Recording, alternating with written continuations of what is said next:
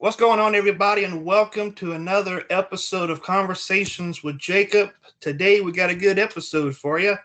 But before we get into that, first, was I want to tell you about our social media, which we're on Twitter at CWJ Podcast. We're on Facebook, Conversations with Jacob, and which you can also follow me on Twitter and Instagram. If you got a question, you can send it to our mailbag, conversationswithjacob@gmail.com. And just give you an update on some episodes coming up May 8th. I got Carolyn and Danny back on the program. It's just a open topic, just shooting the breeze kind of episode. The May 15th, I'm talking with Dan. I don't want to butcher the name up, but his name is Dan, and he's a 6-time cancer survivor. And just give you a list of future guests. We got James Martin, who's a history geek, space nerd. Michael and Jay from Elvis back on tour on YouTube. Richard Lewis, the paranormal Christian.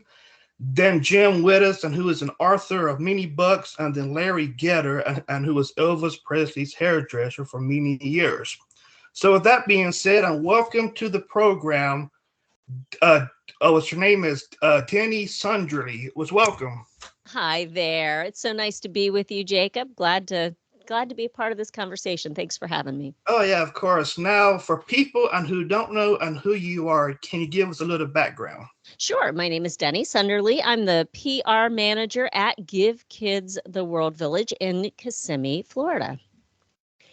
Give Kids the World, in case you don't already know if you're listening, is an 89-acre whimsical fairy tale resort for critically ill children and their families to visit when they are granted a wish trip from different wish-granting organizations around the world. We have a list of wish-granting organizations that we partner with, and if a child makes a wish to come to Central Florida, any of the amazing theme parks and attractions that we have here, they likely, very likely, 9 times out of 10, just about, stay at Give Kids the World. We are the wish fulfillment location, and it's our honor to be able to be that. All right. Now, before we get into Give Kids the World and its creator, first, what I want to talk about you was I seen you on YouTube and you like Disney. Yes, sir, I do. I absolutely do. I have my own channel on YouTube at Denny_Sunderly. So DENI_SUNDERLY. I have a whole lot of fun. I live very close to the Walt Disney World parks. Before having my own channel, I was a part of the Diz and I got to report on all things parks for a few years with my friends over on the Diz Unplugged and really enjoyed it. Now, do you got a favorite food or drink at Disney? Oh, my stars. There's so many of them, Jacob. It would be really hard to pinpoint just one. But right now, I think one of the hottest things going is if you're in Epcot, you head around to the Germany Pavilion, go to Summerfest. That's their counter service location, and get the pretzel bread pudding. It's a bread pudding covered in creme anglaise and caramel, and it's made of actual pretzels. So it is it's chef's kiss. It's perfect. It's completely shareable, and it's right at $5. There you go. Now, do you got a favorite ride at Disney? I do. Right now, my favorite attraction is Guardians of the Galaxy Cosmic Rewind in Epcot. Tron Light Cycle Run in Magic Kingdom is fantastic, but Guardians has my heart right now. My favorite classic attraction is over in Disney's Hollywood Studios. It's Tower of Terror. There you go. Yeah. Now, so now moving on to Give Kids the World. Can you tell us about the person that created it? Yes, absolutely. Well, you said you had just read the book. Is that right, Jacob? Yeah. Excellent. Of course, yeah. So Henri's book, Gift of Life, really talks about his life and how he was really given the gift of life in that he was born in Belgium.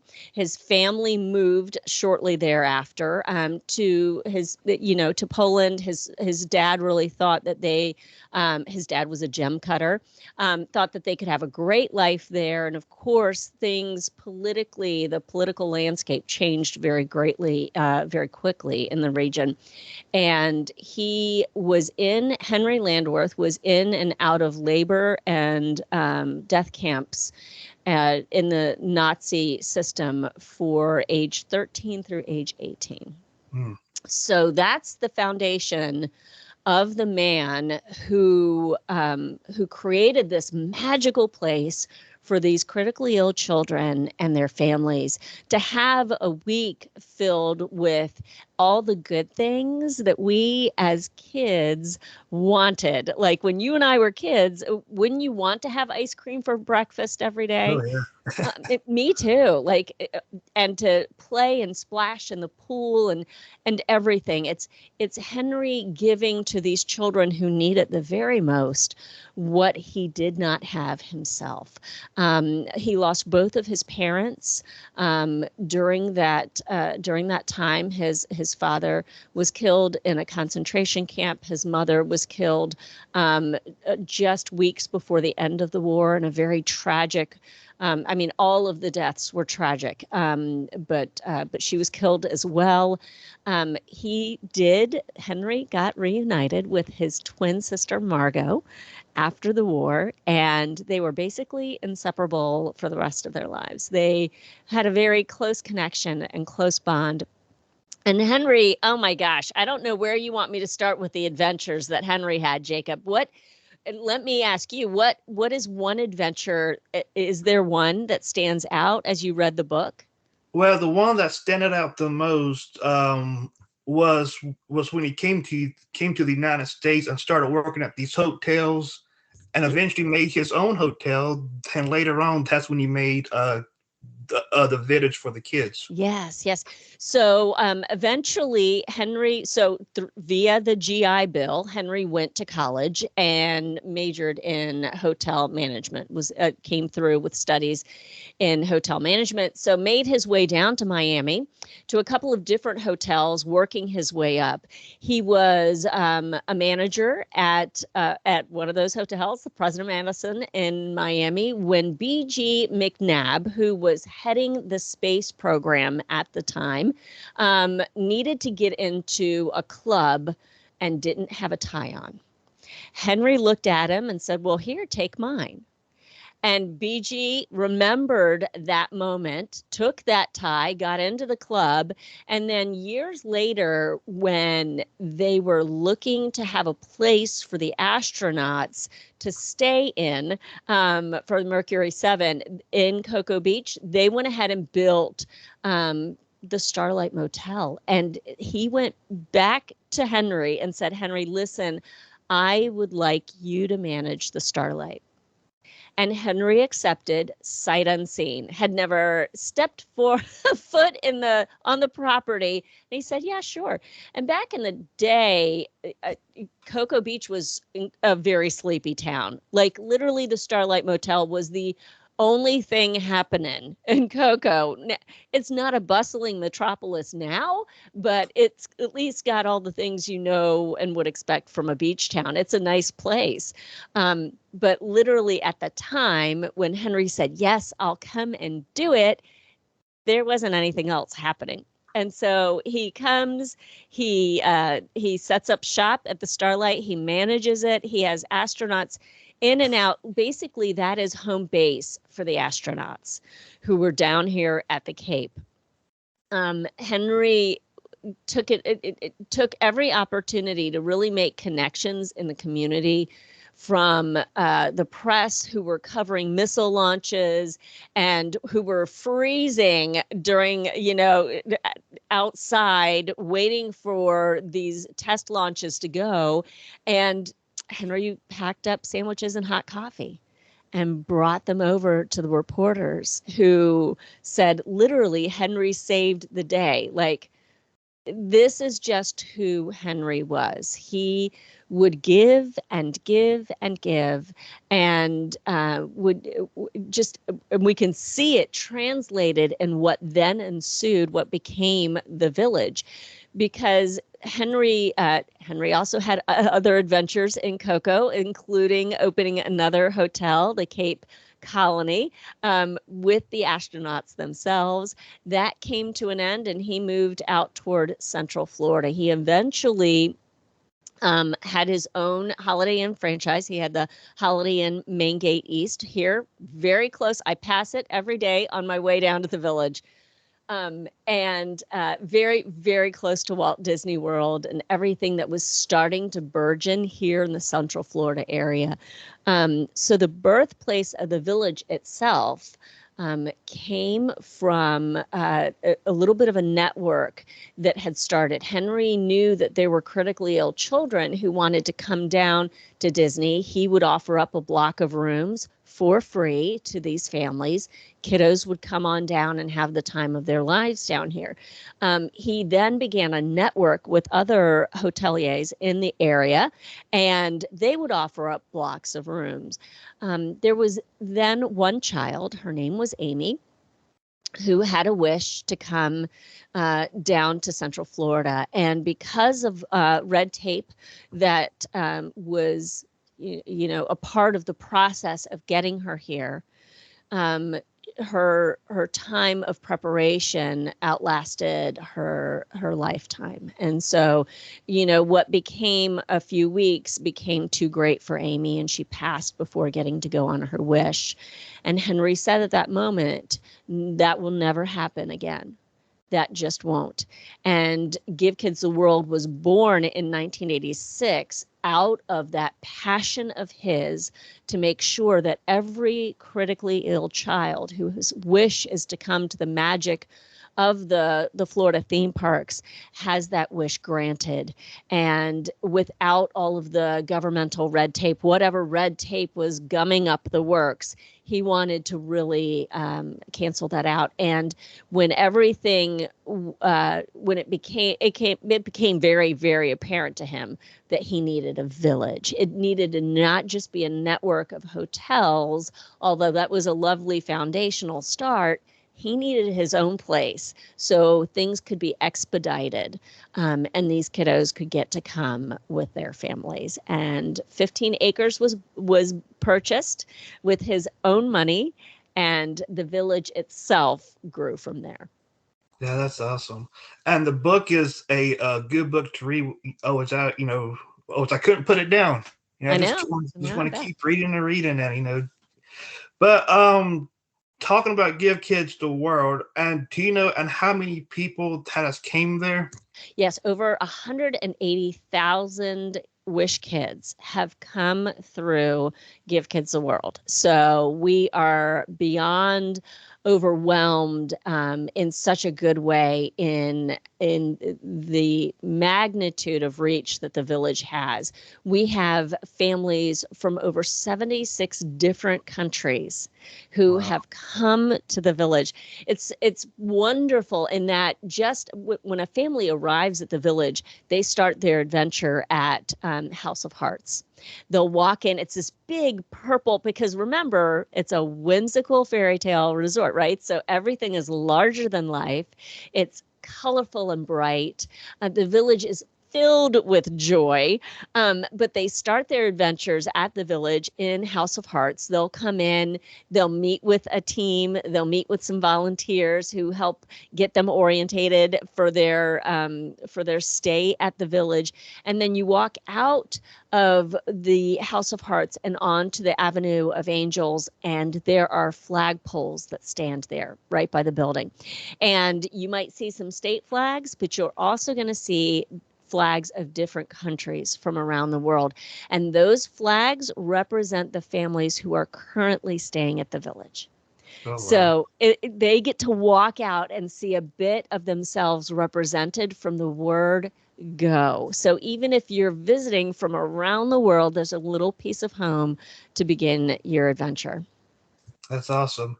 Now, which I read in the book, and which you might correct me if I'm wrong, But when he started building the village, was people in the surrounding area kind of chipped in and kind of Yes. helped him that way as well.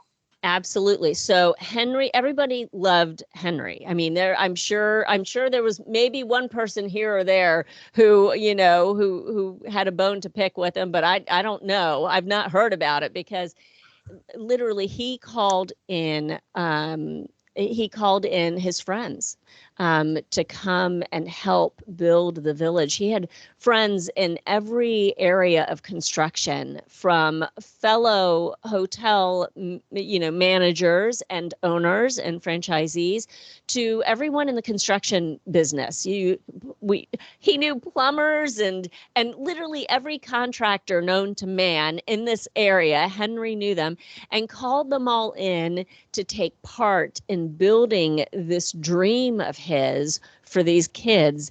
And it was all, on a handshake and a prayer.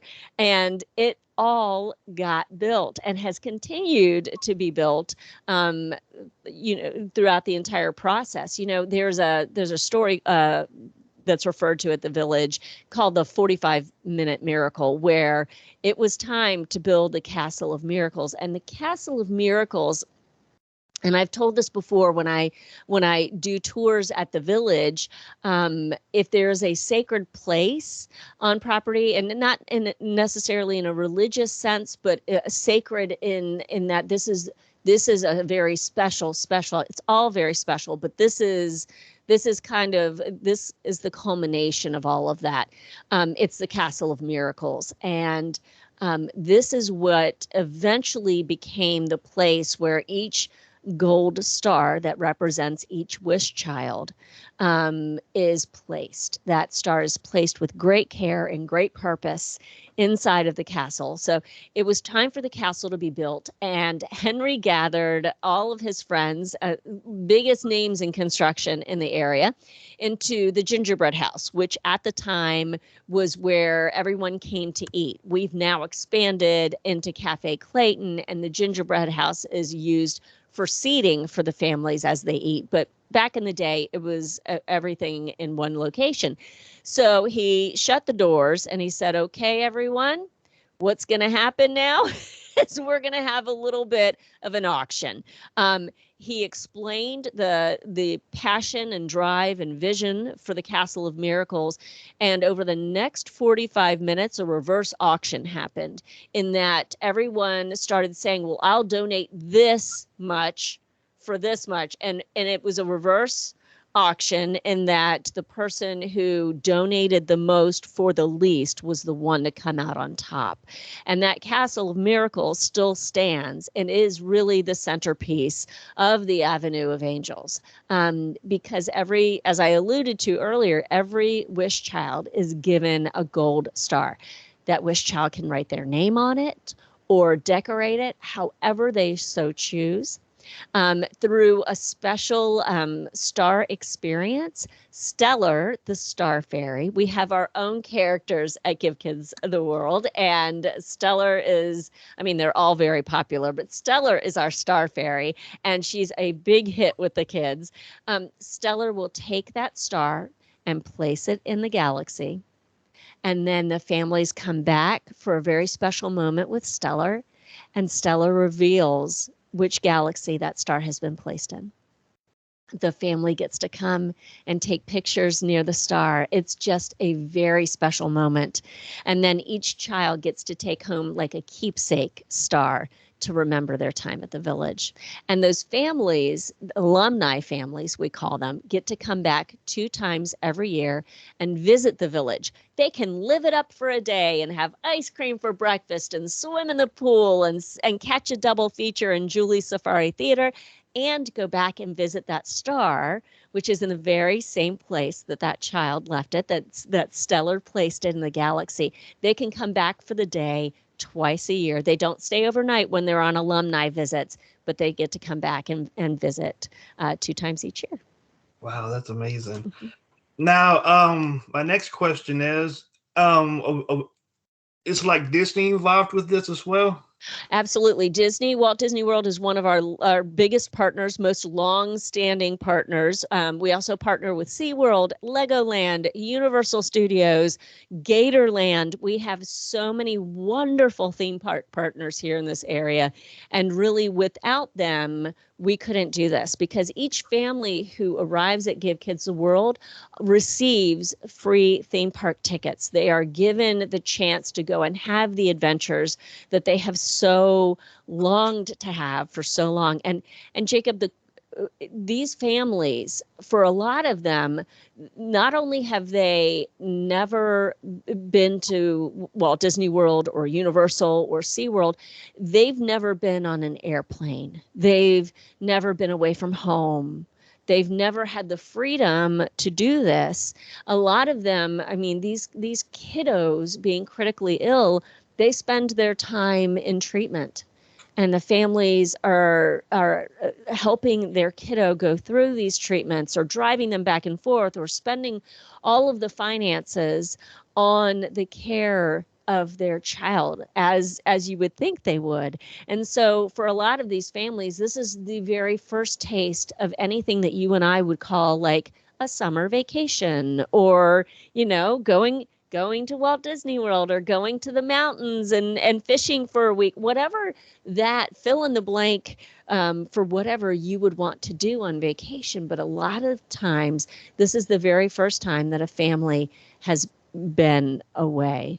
I will never forget my first time volunteering in Cafe Clayton. And that's, I mentioned that earlier, that's our food court. The families, all food is free at the village. So they can come in and get every meal and snacks in between, and a soda if they want a soda, whenever. They can come into Cafe Clayton. So I was working a breakfast shift behind the fruit bar. We have fruit and yogurt and all that jazz.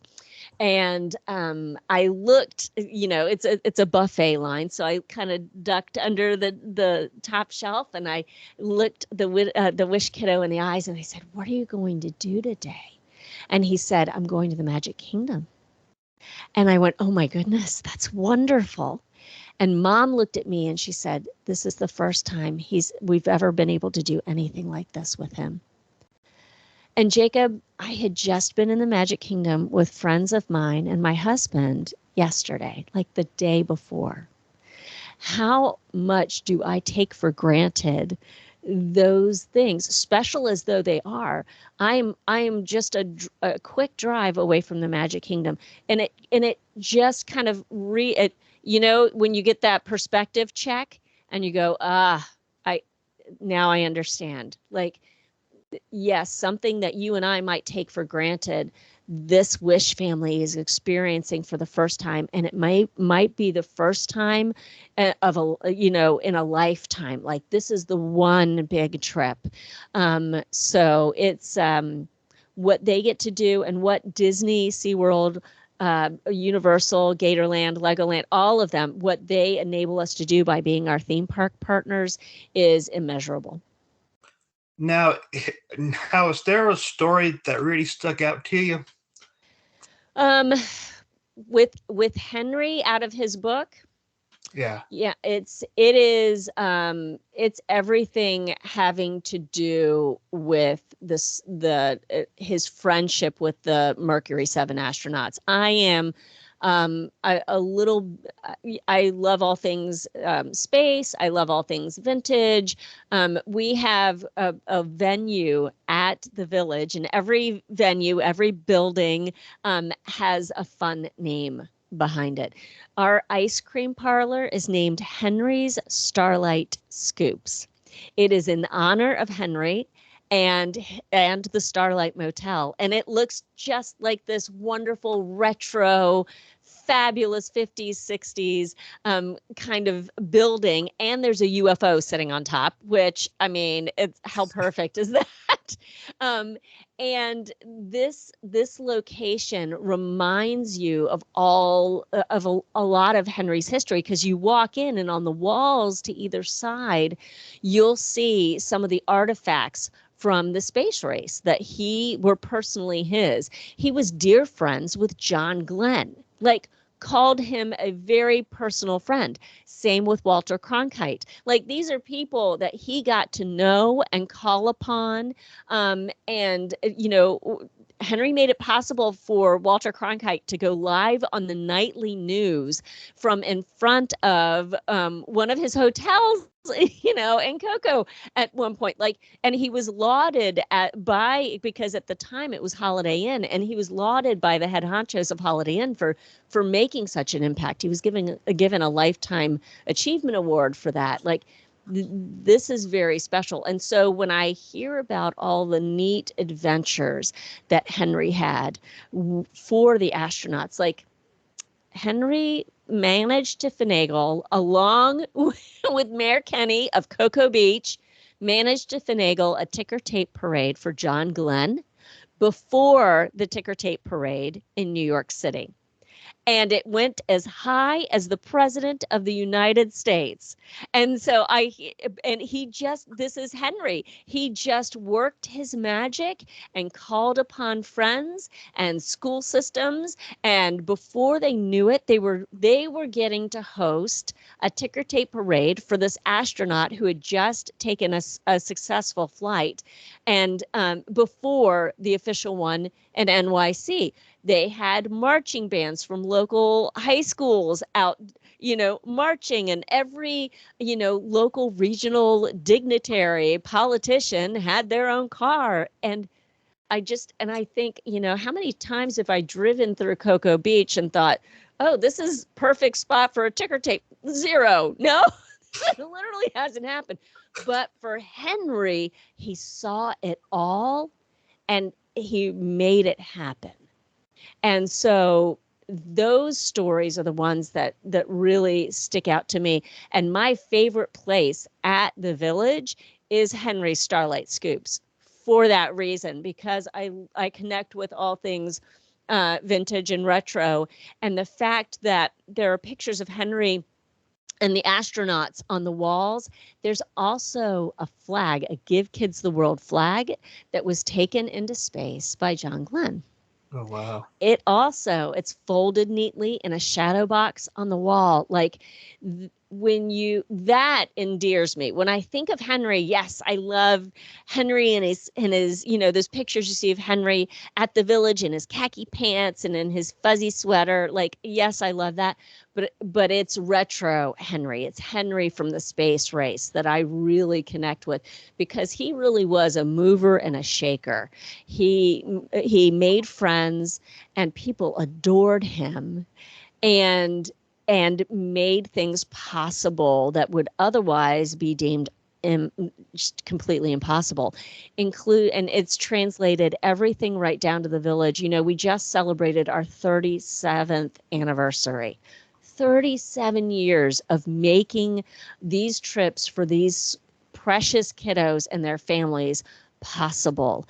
And to look back at Henry, our founder, you begin to understand why the Village still stands today and continues its mission of creating a week filled with the most wonderful things for these kids and their families. And what do you think that people can learn from and what do you think people can learn from Henry? I would think, one of the you could learn a whole lot from Henry. Let me just preface everything by saying that. But for me, I think one of the things that people can learn the most from Henry is the power of one person. I think sometimes in life we can get really bogged down by things that happen or decisions that are made or whatever, ephemera is going on in life, and we can start to feel very small sometimes. And Henry, if he were sitting here on this podcast with us, I think he would kind of grin and there'd be a little bit of a twinkle in his eye, because he would know that one person is very powerful. Out of great pain that he suffered in his childhood, the most glorious things have come. And it's all because of one person and one person's story. That one person, though he was wounded and alone in the middle of a forest after the war, after surviving concentration camps, labor and death camps, came through and did all of this for these children so that they could have what he didn't.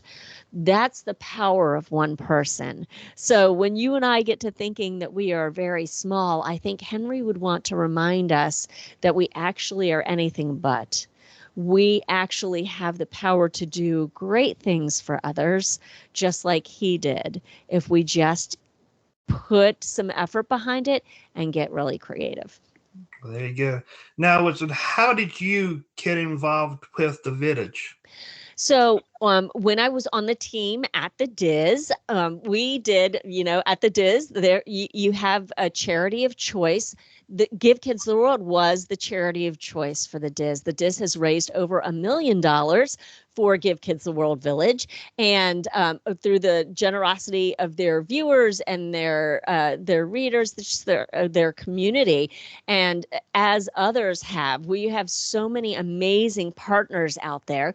But I was on the DIS, and we were partnering. We partnered with the village for different fundraising events, and I got to be the liaison on that side of things for these events.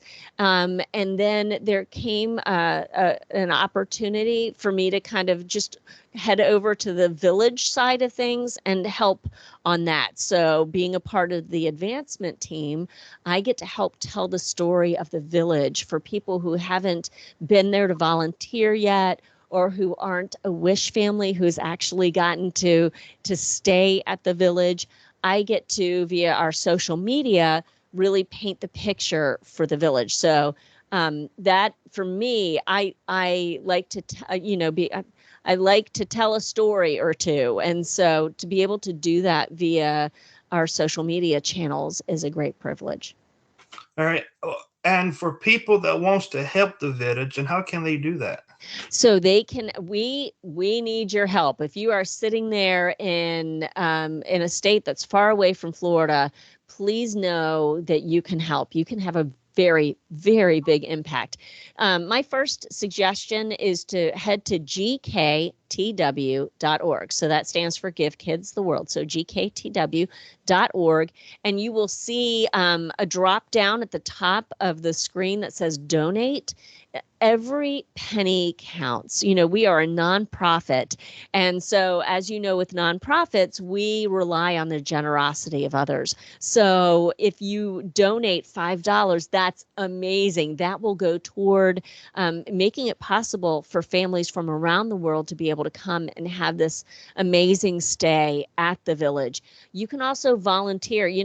If you live locally, that's great. That's a no-brainer. You can volunteer. There, you'll see something on our homepage. You'll see a link to the left, and it says volunteer. If you click on that, you'll find all the details you need to know how to volunteer, how to get that started. You can do orientation, the whole 9 yards. You can go ahead and fill out the application, and the volunteer services team will get back to you. We have 1,700 volunteer shifts available every week. Wow. Like, we cannot do this without our volunteers. And here's the thing. If you are, say, you're visiting Universal or Disney or SeaWorld, you're visiting Central Florida for a week, for however long, and you have a free day, you can volunteer while you're here on your vacation. Once you've gone through the volunteer sign-up process, you'll be able to see open volunteer shifts for a week, and you can kind of look ahead and go, hey, I want to help out in Cafe Clayton, or Julie's Safari Theater, or the Park of Dreams pool. I want to help out and do X, Y, and Z while I'm there. I've got my free day or my free afternoon. You can absolutely do that. And we do have people who do that. Another way that you can help is if you like to sew, you can help sew pillowcases, because I'll let you in on a little special secret. Each Wish child and their sibling who come to the village will be gifted a pillow.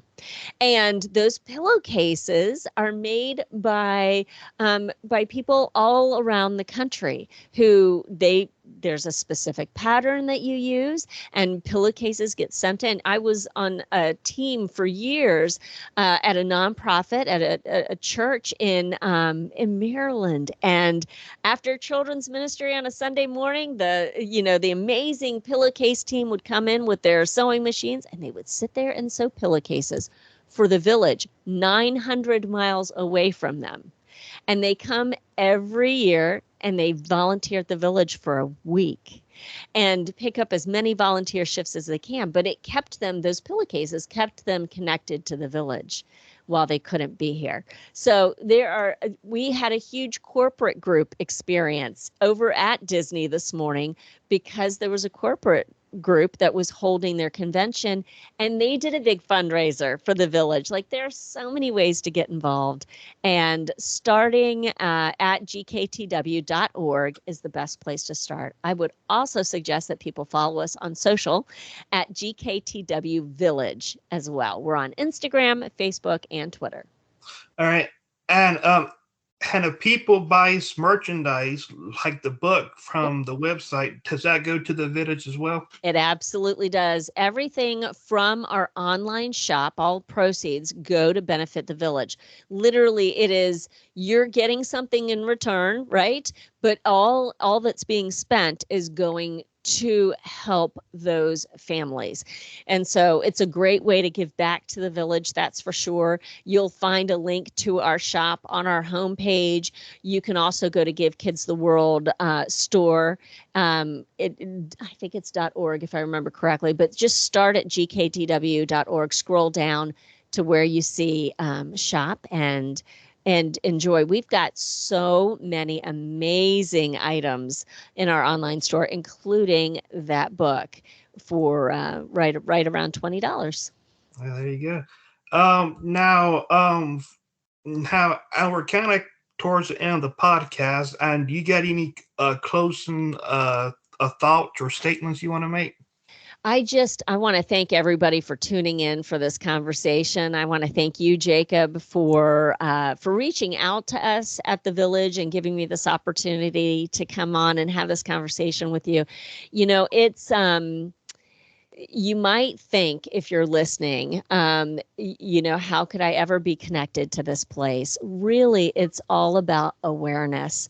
No matter where you live, California, Montana, Idaho, Maryland, doesn't matter. You can have a part to play at the village and with the village. Just telling someone about the village, what you've learned here on this conversation, or if you get Henri Landwirth's book and you learn about him there, just tell someone else about this magical place and help spread awareness. And so I just want to thank you for this conversation and thank your listeners. And, listeners, if you want to share this conversation with friends of yours and just look into, how you might kind of come alongside us and help be a cheerleader for the village. And if you actually come to the village or if you do a fundraiser, here's the cool thing, Jacob. We have fundraisers, grassroots fundraisers that pop up all around the country. We'll get tagged on social and I'll go, oh my goodness, they're holding a Disney pin auction and all proceeds benefit the village, or they're putting things on eBay and proceeds or this restaurant is selling a special drink on a certain night and a certain percentage of every drink sold that night goes to benefit the village. Like, there's so many different ways.